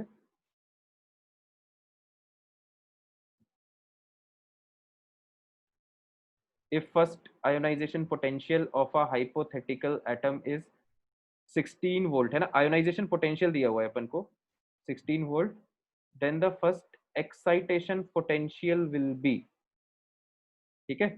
तो first ionization potential of hypothetical atom, है ना। हाइपोथेटिकल एटम मतलब हमें z की वैल्यू पता नहीं है और क्वेश्चन एक्चुअली पूछ के रहा है एक्साइटेशन पोटेंशियल पूछ रहा है, एक्साइटेशन पोटेंशियल क्वेश्चन में पूछा जा रहा है। कौन सा एक्साइटेशन पोटेंशियल? फर्स्ट, ठीक है, फर्स्ट एक्साइटेशन पोटेंशियल ये अपन को निकालना है। तो संकेत क्या कह रहा है? हाँ बिल्कुल, 16 electron volt will be the ionization energy, सही बात है। ठीक है, देखो क्वेश्चन को उल्टा करना चालू करते हैं। आपको एक्साइटेशन पोटेंशियल पूछा है, मतलब आप एक्साइटेशन एनर्जी निकालो, वो इलेक्ट्रॉन वोल्ट में आएगी, उसकी यूनिट हम वोल्ट में बता देंगे, वो एक्साइटेशन पोटेंशियल हो जाएगा। ठीक है, तो एक्साइटेशन पोटेंशियल निकालने के लिए हमें निकालना पड़ेगा एक्साइटेशन एनर्जी, है ना? कौन सी? First excitation energy. तो फर्स्ट एक्साइटेशन एनर्जी क्या होगी? That will be equal to 13.6 Z square, है ना, 1 by N1 square minus 1 by N2 square. अब फर्स्ट एक्साइटेशन एनर्जी क्या होती है कि जब आप N1 इज इक्वल टू 1 से मतलब N1 इज इक्वल टू 1 से कहाँ पर पहुंचा रहे हो ऑर्बिट को? सेकंड ऑर्बिट में। फर्स्ट ऑर्बिट से सेकंड ऑर्बिट में पहुंचा रहे हो, तो ये पहली एक्साइटेशन एनर्जी होगी। पर आयोनाइजेशन एनर्जी तो सर वो होती है ना, इनफिनाइट पहुंचाना ग्राउंड स्टेट से। नहीं, तो अपन एक्साइटेशन एनर्जी की बात कर रहे हैं ना अभी, आयोनाइजेशन एनर्जी की बात नहीं अच्छा कर रहे, ठीक है, हाँ है ठीक ना? है। तो फर्स्ट एक्साइटेशन एनर्जी जो है वो पहले इलेक्ट्रॉन को एक लेवल एक्साइट करने में क्या एनर्जी लगेगी? तो N1 और N2 की वैल्यू क्या है? 1 और 2 रिस्पेक्टिवली। ठीक है, तो इस सर 2 और ट्रांजिशन 3 भी तो हो सकती है, क्योंकि उसमें भी तो एक लेवल बढ़ेगा। 2 और 3 में नहीं हो सकती, क्योंकि एक्साइटेशन एनर्जी ग्राउंड स्टेट से करते थे ना अपन, अरे हाँ हाँ ठीक है। है ना? एक्साइटेशन एनर्जी की डेफिनेशन देखना, उसमें अपन ने लिखा है ग्राउंड स्टेट से जब अपन एक्साइट करते हैं तो वो एक्साइटेशन एनर्जी होती है। ठीक है, तो ये फर्स्ट एक्साइटेशन एनर्जी होगी। N1 और N2 की वैल्यू आपको पता है। ठीक है, अब यहाँ पर Z अपन को पता नहीं है ना? तो अपना अगला जो टारगेट है वो है क्या? Z को फाइंड आउट करना। तो Z को फाइंड आउट करने के लिए आपको दूसरा टर्म दिया हुआ है, आयोनाइजेशन पोटेंशियल। ठीक है, तो हम अब अपना फोकस शिफ्ट करते हैं Z निकालने पे। ठीक है, और Z के लिए हमें आयोनाइजेशन पोटेंशियल दिया हुआ है। आयोनाइजेशन पोटेंशियल मतलब आयोनाइजेशन पोटेंशियल 16 वोल्ट दिया है। देखो आयोनाइजेशन पोटेंशियल 16 वोल्ट दिया है, इसका मतलब क्या है कि आयोनाइजेशन एनर्जी हो जाएगी कितनी? 16 इलेक्ट्रॉन वोल्ट, है ना? तो आयोनाइजेशन एनर्जी क्या होता है? 13.6 Z स्क्वायर, ठीक है, 1 बाय N1 स्क्वायर। कहाँ से पहुंचा, कहाँ तक पहुंचाना होता है हमको? इन्फिनिटी तक। ठीक है, फर्स्ट आयोनाइजेशन पोटेंशियल यही होगा, फर्स्ट आयोनाइजेशन एनर्जी, है ना? मतलब इलेक्ट्रॉन को पहले ऑर्बिट से हमें इन्फिनिटी में पहुंचाना है। ठीक है, तो ये वैल्यू हमें दी हुई है क्वेश्चन में कितनी? 16 इलेक्ट्रॉन वोल्ट, है ना? तो आप इससे इस इक्वेशन में एक ही अननोन है Z को फाइंड आउट करो और Z को यहाँ पे इंसर्ट करो, तो एक्साइटेशन एनर्जी आएगी इलेक्ट्रॉन वोल्ट में, तो एक्साइटेशन पोटेंशियल बता देना वोल्ट में। समझ में आ गया क्या सबको, जिसका भी डाउट था? जैसे नेक्स्ट पेज खोल दीजिए सर। अच्छे से सोल्यूशन देख लो, कोई भी डाउट हो तो पूछ लो। सारी डेफिनेशंस बहुत इंपॉर्टेंट है, ionization energy, ionization potential, excitation potential. Excitation energy अपन को मेनली इसमें इनमें ये ध्यान रखना होता है कि कौन सी डेफिनेशन में N1 की वैल्यू क्या है और N2 की वैल्यू क्या हो सकती है। ठीक है, सर उसको उसमें तो पर N1 N2 की वैल्यू भी आ जाएगी ना साथ में Z के साथ। Z के साथ Z की वैल्यू आ जाएगी पिछले ना यहाँ वाले से सॉल्व होके। में। ये हाँ अच्छा, इसमें रखनी है मतलब। हाँ, अपन उल्टा कर रहे हैं ना, अपन को एक्साइटेशन एनर्जी निकालना है, उसके लिए ये सब निकालना पड़ेगा। सर ठीक है, हाँ बोलो। सर इस क्वेश्चन में सर हाइपोथेटिकल एटम एटम क्यों लिखा है? हाँ 1 मिनट में बताता हूँ। ऐसा भी डायरेक्ट कर सकते थे कि फर्स्ट एक्साइटेशन एनर्जी की वैल्यू दी हुई है अपन को, है ना, इस इक्वेशन को इस इक्वेशन से डिवाइड कर दो, है ना, तो Z स्क्वायर ऑटोमेटिकली कैंसिल हो जाएगा। समझ में आ रहा है? Yes sir. Yes sir. तो उससे डायरेक्ट अपना फर्स्ट एक्साइटेशन एनर्जी निकल जाएगी, ऐसे भी कर सकते हो। जो चंद्रभान पूछ रहा है, हाइपोथेटिकल एटम क्यों दिया है? Yes sir. हाइपोथेटिकल एटम इसलिए दिया है ताकि आपको Z, हाइपोथेटिकल एटम मतलब आपको एटम पता नहीं है ना कौन सा है, तो Z की वैल्यू नहीं पता है आपको। अगर सर तो फिर एटम भी सर एटम तो लिख सकते हैं सर, हाइपोथेटिकल अननोन टर्म का एटम लिख मतलब क्या रहे होता है? हाँ सर वही। हाइपोथेटिकल एटम मतलब हाइपोथेटिकल वर्ड का मतलब होता है मनगढ़ंत, मतलब अपने मन से, है ना। तो एटम उन्होंने इसलिए नहीं लिखा ताकि बच्चे को कंफ्यूजन ना हो यार, वो हाइड्रोजन एटम ना मान ले, मतलब इस टाइप से समझ सकते हो तुम, क्योंकि जनरली इसके क्वेश्चन में हाइड्रोजन एटम रहता है ना। 90% क्वेश्चन में आपको हाइड्रोजन एटम ही दिखेगा लिखा हुआ। तो इस तरह का कंफ्यूजन ना हो इसलिए हो सकता है इन्होंने हाइपोथेटिकल एटम वर्ड यूज किया होगा। ठीक है, ठीक है चंद्रभान, यस सर। और बताओ। Sir ninth. नाइन्थ वाला देख लेते हैं। Yes. नाइन्थ के ऑप्शंस क्या है? अच्छा ये तो वो है इंटीजर।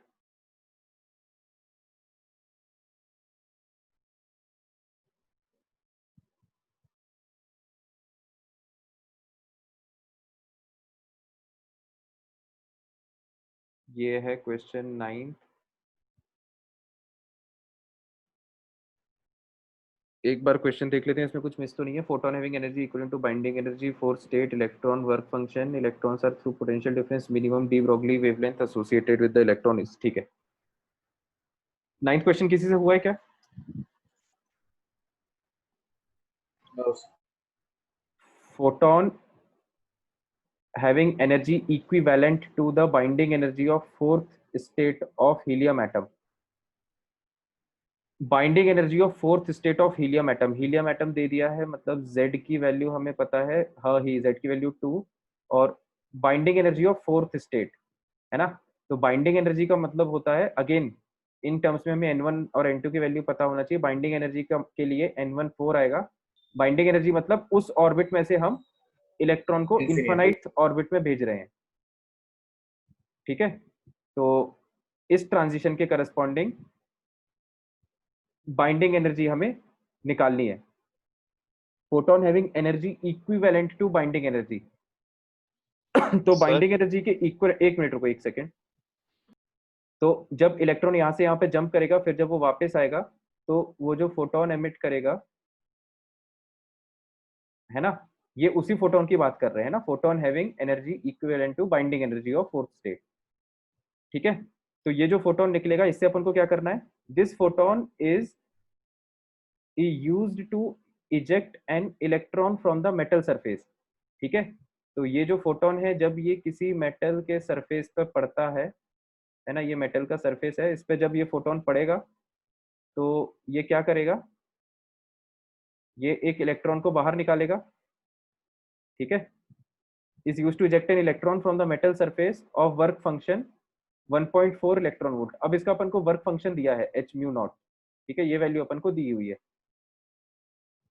और इलेक्ट्रॉन बाहर निकल रहा है, ये भी इन्होंने बता दिया है, इलेक्ट्रॉन का इजेक्शन हो रहा है। If electrons are further accelerated through the potential difference of 4 volt. ठीक है, अब अपन ने इस इलेक्ट्रॉन को एक्सेलरेट करा दिया, कितना पोटेंशियल डिफरेंस है, पोटेंशियल डिफरेंस अपन ने 4 वोल्ट लगा के इस इलेक्ट्रॉन को अपन ने एक्सेलरेट कराया है। तो क्वेश्चन आगे क्या कह रहा है, then the minimum value of de Broglie wavelength associated with the electron. तो जो ये जो इलेक्ट्रॉन जो मूव करेगा, है ना, क्योंकि इलेक्ट्रॉन एक मैटर है, तो ये डुअल नेचर ऑफ मैटर, मतलब ये वेव के फॉर्म में बाहर निकल सकता है। तो इस टाइम पे इसकी वेवलेंथ क्या होगी, है ना, इलेक्ट्रॉन की वेवलेंथ क्वेश्चन में पूछी जा रही है। ठीक है, हाँ चंद्रमान अब बोलो। सर बाइंडिंग एनर्जी कैसे निकालते हैं, पूछ रहा था उसको। बाइंडिंग एनर्जी यही, ये तो N1 N2 की वैल्यू पता चल गई, इसमें डेल्टा ई निकाल लो, वही बाइंडिंग एनर्जी होगा। Yes sir. सारे टर्म्स में फॉर्मूला तो सेम ही लगना होता है, डेल्टा ई। अब डेल्टा ई में मेन चेंजेस कहाँ पे आते हैं, N1 और N2 की वैल्यूज में। ठीक है, तो अब देखो अपन को ये लैम्डा निकालना है। तो आई होप सबको क्वेश्चन समझ में आ गया होगा, है ना। तो क्वेश्चन को अपन उल्टा करना चालू करते हैं। लैम्डा निकालना है, मतलब हमें इस इलेक्ट्रॉन का क्या पता होना चाहिए, क्या पता होना चाहिए हमको, लैम्डा मतलब डी ब्रॉगली वेवलेंथ है ना। डी ब्रॉगली वेवलेंथ क्या होता है, उल्टा चालू करते हैं क्वेश्चन को। डी ब्रॉगली वेवलेंथ होता है lambda is equal to h upon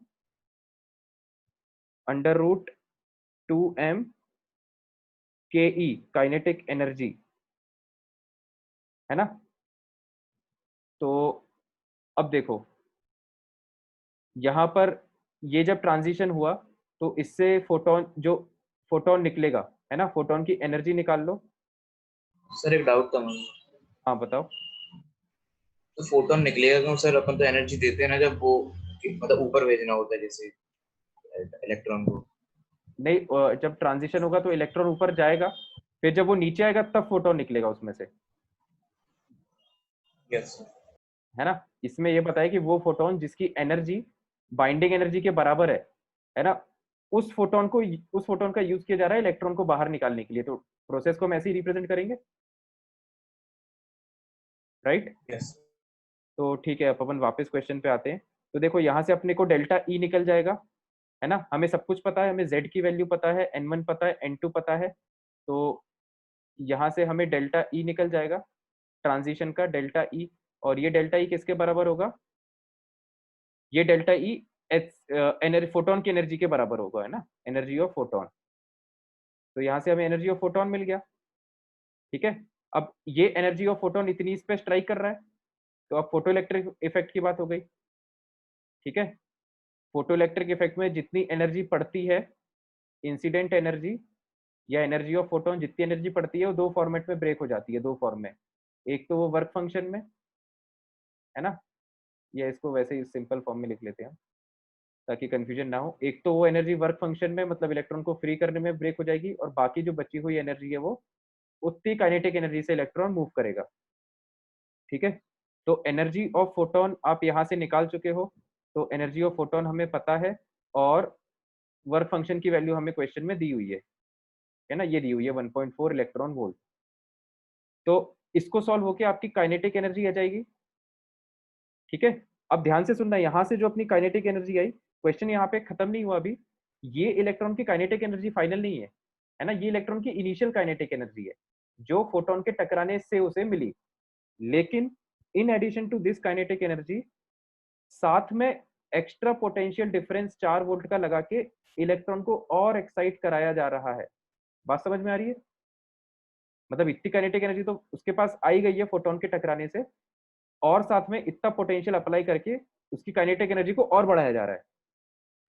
तो उसकी फाइनल काइनेटिक एनर्जी क्या होगी, ये पॉइंट हमने उसमें लिखा है नोट्स में, है ना, कि जो फाइनल काइनेटिक एनर्जी होती है वो इनिशियल काइनेटिक एनर्जी कितनी है, साथ में potential difference v volt apply करने के कारण उस इलेक्ट्रॉन को कितनी एनर्जी मिल रही है,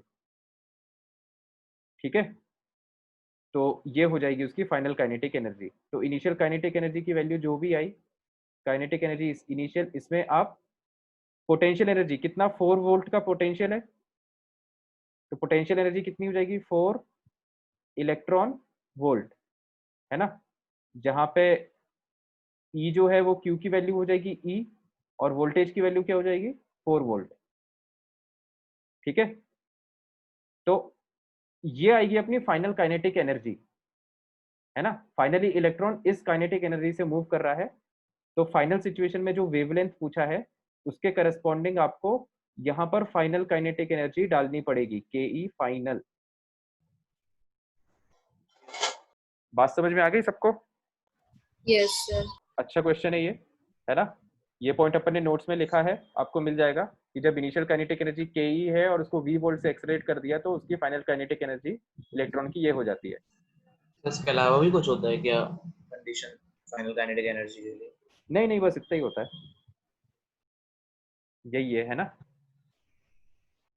ठीक है, तो ये काफी अच्छा क्वेश्चन था। और बताओ। सर इसमें सारे ही अच्छे क्वेश्चन। हाँ बहुत मतलब सारे एक्सरसाइज टफ में तो हैं। ज्यादातर क्वेश्चंस ऐसे होंगे जो टफ लगेंगे, है ना। ज्यादातर सर क्वेश्चन एक नहीं मोल बनेंगे। का भी, तो मोल की भी एक्सरसाइज 3 का डिस्कशन होगा क्या? मोल का तुम लोग भेजते जाओ क्वेश्चन यार, मैं बताते जाऊंगा। तो सर आपको 2 क्वेश्चन और भेजने थे वो वाले। हाँ हाँ हाँ यार, तुम लोग क्लास के दौरान याद सर दिलाते कल हो मुझे कल रोज। भेज देंगे इसमें। हाँ सर वो भेजने थे आपको। हाँ तो मेरे को वैसे मैसेज कर देना, मतलब ठीक है, मेरे को मैं कोशिश करूंगा याद रखने की, है ना। अभी बताओ, और इसमें कोई डाउट बच रहा है क्या? यहीं तक कर पाया था, फिर सर डिमोटिवेट हो गए थे, इतने सारे नहीं बने थे तो। एक्सरसाइज 2 में ज्यादातर क्वेश्चन नहीं बनेंगे, आपको एक्सरसाइज 2 ऐसे मान के करना है कि ये एक्सरसाइज हम सीखने के लिए कर रहे हैं कॉन्सेप्ट को। सर सब आधे आधे थे। हाँ कोई दिक्कत नहीं है, इसमें क्वेश्चन थोड़े बड़े बड़े होते हैं। एक्सरसाइज 2 के बाद जब आप एक्सरसाइज 3 सॉल्व करोगे ना, तो फिर आपको एक्सरसाइज 3 आसान लगेगी करने में, क्योंकि कुछ उससे कुछ टफ। स्टार्ट हो जाते हैं तो एंड नहीं हो पाते, कुछ कुछ एंड नहीं, मतलब स्टार्ट ही नहीं हो पाते। कोई दिक्कत नहीं है, अटेम्प्ट जरूर करो, है ना। बहुत ज्यादा टाइम लग रहा है तो छोड़ दो, अपन डिस्कस तो कर ही लेते हैं, उसमें कोई दिक्कत है ही नहीं। बाकी अटेम्प्ट जरूर करना चाहिए। एक्सरसाइज 2 अगर कोई पूरी ना कर पाए तो एटलीस्ट एक्सरसाइज 2 का एक पार्ट तो करे ही, है ना। मतलब जो हमारा प्रायोरिटी ऑर्डर रहेगा, मतलब जो स्टूडेंट का आइडियली रहना चाहिए सॉल्व करने का एक्सरसाइज को, वो मैं तुम्हें बता देता हूँ। आप सबसे पहले तो एक्सरसाइज 1 सॉल्व करो, है ना, किसी भी चैप्टर की, क्योंकि उसमें बेसिक लेवल के क्वेश्चंस होते हैं। तो बेसिक लेवल के क्वेश्चंस करना बहुत जरूरी है, बोथ फ्रॉम बोर्ड और competitive exam point of view से बेस स्ट्रांग होना जरूरी है। उसके बाद ये तो इंपॉर्टेंट है ही, ठीक है। फिर वैसे सेकंड इंपॉर्टेंस पे अपनी आती है एक्सरसाइज 3, ठीक है, क्योंकि इसमें आपको प्रीवियस ईयर्स के आईआईटी के और मेंस के क्वेश्चंस मिलेंगे, ठीक है। तो उससे आपको आइडिया लगेगा कि चैप्टर कितना टफ है, कितने टफ लेवल के क्वेश्चंस आते हैं इस चैप्टर से, पहली चीज। और दूसरी चीज, कौन से टॉपिक्स ऐसे हैं जिससे कॉम्पिटिटिव एग्जाम में मेनली क्वेश्चन पूछा जाता है। तो इस लिहाज से एक्सरसाइज 3 काफी इंपॉर्टेंट है। फिर थर्ड प्रायोरिटी पे आती है एक्सरसाइज 2, जो कि सबसे टफ भी होती है ना, और काफी लंबी भी होती है। तो आइडियली जब आप चैप्टर पढ़ते हो तो एक्सरसाइज 1 तो सबकी पूरी होना ही कॉम्प्रिहेंसिव चाहिए, नहीं करने थे। मतलब करना तो पूरा है। मैं वही बता रहा हूँ ना, तो करना तो पूरा है, लेकिन पूरा कर नहीं पाओगे तुम लोग। दिक्कत ये होती है कि क्वेश्चंस बहुत सारे रहते हैं, है ना, और तीनों सब्जेक्ट का लोड बहुत ज्यादा रहता है, तो स्टूडेंट उतना कर नहीं पाता है सॉल्व। तो अगर नहीं कर पा रहे हो तो फिर एटलीस्ट इस प्रायोरिटी के हिसाब से सॉल्व करो। एक्सरसाइज 1 पूरी कर लो, एक्सरसाइज 3 पूरी कर लो, एक्सरसाइज 2 का पार्ट 1 तो एटलीस्ट करो ही, है ना। एक पार्ट तो एटलीस्ट कर लो, ताकि आपको एक पार्ट के सारे टफ क्वेश्चंस आपके अटेम्प्ट हो जाए, ठीक है। फिर बाकी उसके बाद जिंदगी जब दोबारा मौका देगी, तो जो जो भी क्वेश्चंस बच गए हैं उसको तब कर लेना। बात समझ में आ गई सबको? यस तो सर। मोल के भी अपने एक्सरसाइज 3 तुम लोग सर की और बची हुई डाउट है, है बोलिए। वो एक्सरसाइज 3 भी पूछते जाना मुझसे, बिल्कुल बताओ। सर वो और सर क्वेश्चंस टाइम हो पूछ लो गया। सर अभी। हाँ हाँ पूछो ना, 2 मिनट तो बचे हैं, एक क्वेश्चन और बता देता हूँ। सर 12th वाला भी बता दीजिए। ट्वेल्थ वाला क्वेश्चन तो आसान है, ऐसे ही बता दूंगा ओरली। देखो देखो, ट्वेल्थ वाला क्वेश्चन ये कह रहा है कि the wave function of N atomic orbital, है ना, वेव फंक्शन दिया है, साई की इक्वेशन दी है, कि गंदी सी इक्वेशन दी है। फिर आगे इसमें लिखा है given the radius is in angstrom, ठीक है, रेडियस एंगस्ट्रॉम में हो सकता है, ये स्मॉल आर जो है वो रेडियस को रिप्रेजेंट कर रहा है। Then which of the following is radius for nodal surface of helium plus ion, है ना। तो nodal surface of helium plus ion, ये पूछ रहा है कि आर की किस वैल्यू पे नोड आएगा, यही मतलब हुआ। नोडल सरफेस का yes radius, sir. Radial surface का, नोडल सरफेस का रेडियस, इसका ये मतलब है कि आर की आप कौन सी वैल्यू डालोगे ताकि ये साइज 0 हो जाए, है ना। मतलब नोड नोड पे क्या होता है, साई स्क्वायर 0 होता है, ठीक है। और अगर साई स्क्वायर आर की जिस वैल्यू पे साई स्क्वायर 0 हो रहा है, तो साई भी तो उस पर 0 होगा ना। Yes sir. Yes sir. तो बस अब इसमें क्या बचा, इसको साई को अपन को 0 करना है, तो अब जेड तो 0 हो नहीं सकता, तो ऑफकोर्स ये वाला फैक्टर 0 हो सकता है, ये वाला ब्रैकेट 2 माइनस जेड आर, ठीक है। ई तो एक एक्सपोनेंशियल फंक्शन है, ये भी कभी 0 नहीं होता, मैथ्स में पढ़ा होगा, ई की पावर एक्स कभी भी एक्स एक्सिस को टच नहीं करता है। तो देखो, केवल ये वाला फैक्टर है जो 0 हो सकता है, 2 माइनस जेड आर। तो इसमें जेड की वैल्यू जेड की वैल्यू आप 1 डाल दो, है ना। तो आर की वैल्यू, एक मिनट रुको, जेड की वैल्यू 1 क्यों डालोगे यार, जेड की वैल्यू क्या डालोगे इसमें, the wave function of atomic orbiter of hydrogen, like इसने बोला है। तो R की सर वैल्यू 1 ही डालेंगे ना। वेव फंक्शन ऑफ एटॉमिक और हाइड्रोजन लाइक बोला यार, 1 मिनट 1 क्यों डालोगे? तो 1 क्यों डालोगे? 1 क्यों डालोगे बताओ? सर हाइड्रोजन लाइक एटम दिया है सर इसलिए। हाइड्रोजन लाइक दिया है ना, हाइड्रोजन नहीं दिया। Z की वैल्यू अगर आप 1 डालोगे तो उसमें R की वैल्यू 1 क्यों आ रही है यार? 1 मिनट रुको, इसमें क्या लफड़ा है? ये देखो R की वैल्यू ये 1 बता रहे हैं, इसका मतलब Z की वैल्यू इन्होंने, Z की वैल्यू 2 होगी। Z की वैल्यू 2 का क्या मतलब है? अच्छा, अरे यार अपन ने क्वेश्चन पूरा देखा नहीं ना। ये देखो हीलियम दिया हुआ है ना अपन को, हीलियम आयन, ये देखो यस सर। है ना, हीलियम आयन दिया हुआ है, मतलब Z की वैल्यू अपन को पता है 2। तो Z की वैल्यू 2 यहाँ पे डालो, तो 2 माइनस 2R 0 कब होगा? जब R की वैल्यू 1 होगी। तो R की वैल्यू 1 पे साई 0 हो जाएगा, इसका मतलब R की वैल्यू 1 एंगस्ट्रॉम पे नोडल सरफेस मिलेगा। ठीक है, तो 1 एंगस्ट्रॉम इसका आंसर है। Yes sir. ठीक है, क्लियर हो गया? सर 2 और डाउट है सर, ओरली हो जाएंगे वो तो, सर इससे पूछ रहा हूँ मैं। तो 14 और एक्चुअली 16। मेरी 4:30 से क्लास है, तो अपन भले मैं बाद में बता दूंगा, है ना। तो अपन ऐसा Yes, करते हैं, sir. अगले क्लास में अपन वो अगला चैप्टर चालू करेंगे और एंड में जैसा कि अपन रोज करते हैं इसके बचे हुए क्वेश्चंस अपन डिस्कस करेंगे। ठीक है, तो Yes, इसके sir. क्वेश्चंस आप लोग आगे कर लेना, फिर अपन मिलते हैं नेक्स्ट क्लास में। Thanks everyone for listening patiently. Bye. Thank you sir. Welcome Thank you, everyone. sir.